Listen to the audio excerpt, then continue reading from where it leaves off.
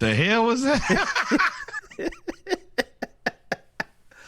Oh man, all I need is a little click click thing. The little I don't even know what that's called. No. Don't need it. Yeah, Don't need dude. it. Do not Oh need it. man. Welcome, ladies and gentlemen. Welcome to the Around the League edition of episode 54 of the Splash Cast, the pregame. We are getting ready. Go ahead. I definitely was wondering if you were recording. I was like, all right, because we got the new setup. Oh, yeah. That's right. You gonna tell me we recording? I said it. I counted down. And you was like, what is that? Go. Yeah, you. Y'all pray for me, Lord. Oh, man. Man. Welcome, y'all. Welcome. We got a action-packed show today. Nah, not action-packed. Got a lot of stuff going on, though, man. A lot of good news, good topics. As you know, the draft was this past week. And normally in the draft, you find out things that you really don't care to know about players, but it like makes them more personable, I guess.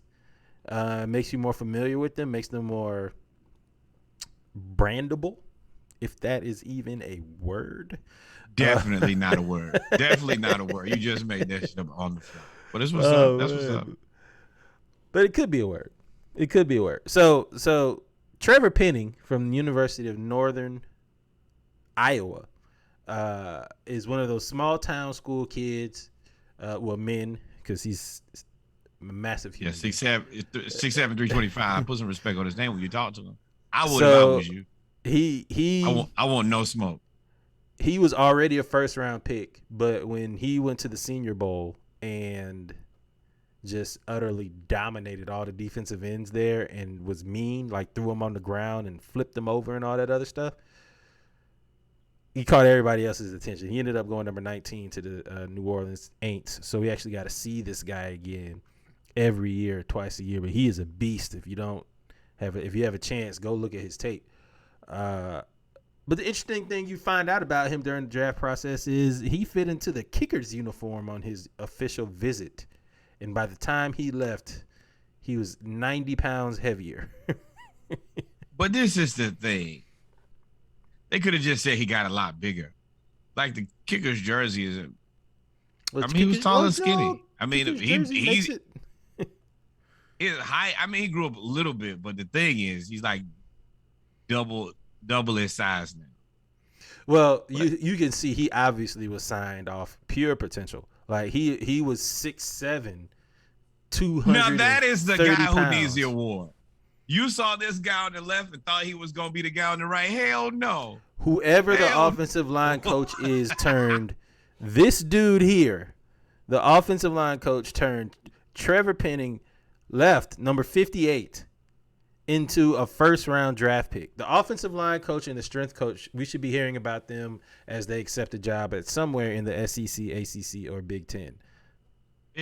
This is Pac-12 out for anywhere. When you conceptualize that, and that was in like 4 years, and the guy on the left is like, oh yeah, I can take this guy and I would make him into the. What's the meme? He's made in the lab. I don't care what you said. What's the meme that goes around? He went from I'll have her home by 8 to she calls me daddy now.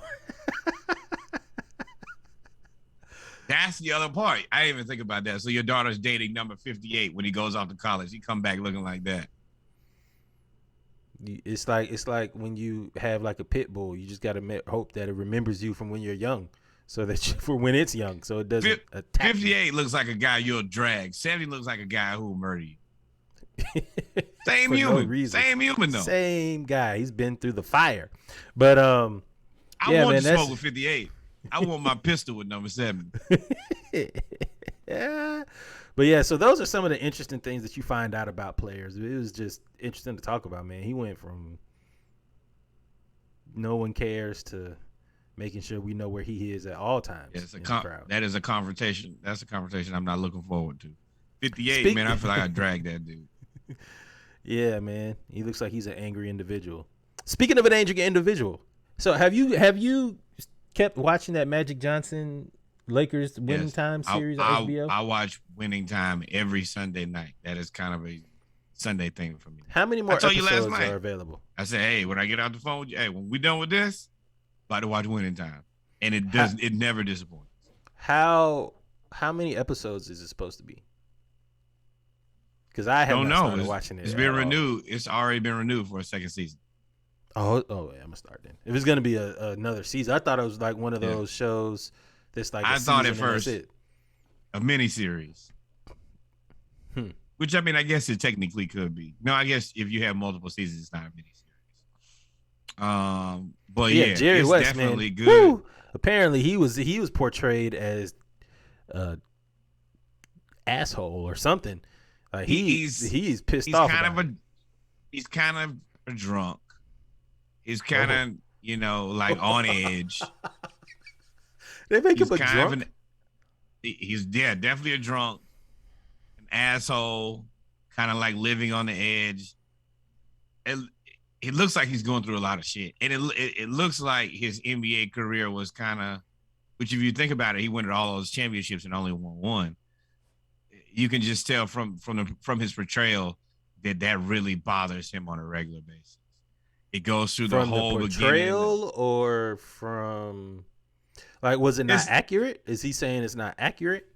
Well, if you watch the show at the very beginning, it tells you that some of this stuff in the show could have been dramatized or created, but they do such a good job that you want to believe the stuff, and the stuff it's believable enough. Like Kareem is like stoic. He's kind of an asshole, but he's the captain of the team, and you believe it. You're like, I can see Kareem not being the most cooperative. Well, some of the comments on this, they say like this is something the character Jerry West would be to take it to the Supreme Court because he's mad about something. Which doesn't really, because it does look like he's super intense, like they portray him in the show.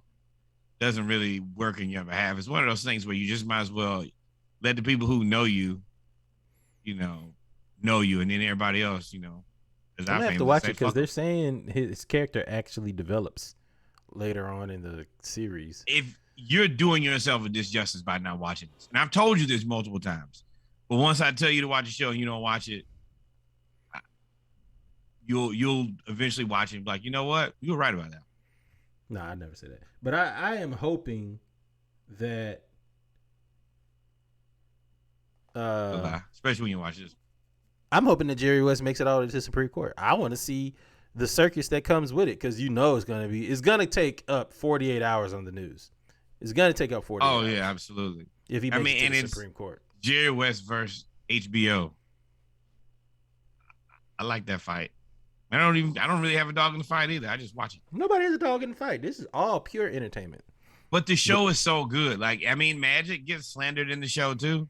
Magic doesn't like the show either. The only person who I think could like the show even a little bit is maybe Kareem, because he just don't say nothing. Yeah, I mean, he's a bit of an asshole too, but it's not like. It's just like Kareem thinks that he's the man, which he is at this point. And, he was on all the rest of the things that he was on in his personal life. But nothing really super negative about him. But everybody else, like, they show the really good parts about you. And then they also address your not so great moments, which is what makes the show fantastic, is you get to see kind of the both sides of everybody. Which you should a definite watch. Yeah, so... I will definitely tune in. And lastly, I actually want to talk about this dude just because it's neat. It's neat, and it's kind of, it makes you feel old. That I don't even know, because Muhammad Ali is older than us, was older than us. But his grandson, Nico Ali Walsh, is out here just laying people out left and right. I think I got it right here. As soon as it starts over again, I'll put it on the screen. But he's starting to lay people out. It's pretty crazy. So that's him right there. That's Nico Ali Walsh. Here you go. Easy 1, money. 2. Woo! Good night. Ooh, he's quickly making a name for himself too. He's quickly making a name for himself because he is putting most of his opponents on. He's fighting amateurs. He's fighting amateurs, but he's putting a lot of people down though. And of course, he's got the name. I think that's Layla's son, if I'm not mistaken. They jumped me. Golly. He said they jumped me. But yeah, man, it's pretty dope to see Nico Ali Walsh out here making SportsCenter and making a name for himself. I hope he makes it to the big time, man, and get some of those pay-per-view fights, get some of that pay-per-view money. I hope y'all stop letting them punch you like this too. Boy, this is disturbing. I don't. 1, 2. Woo! Strike I don't below, think. son. I don't think Buddy let him punch him like that. I think. Oh yes, he did. He didn't move out of the way. I don't think he was still there when the punch got there. That means you let him do it, my friend. I don't think he saw it at all, man. But that's crazy. Okay, it's about the end of halftime. It is Heat 76ers game. 76ers actually keeping up with them. But with that being said, ladies and gentlemen, we have come to the end of the pregame. We are now ready to go ahead and start podding. Got some news, HBCU news around the culture. Got some news around basketball, around football, and our splashes of the week. So y'all make sure y'all stay tuned. Game time.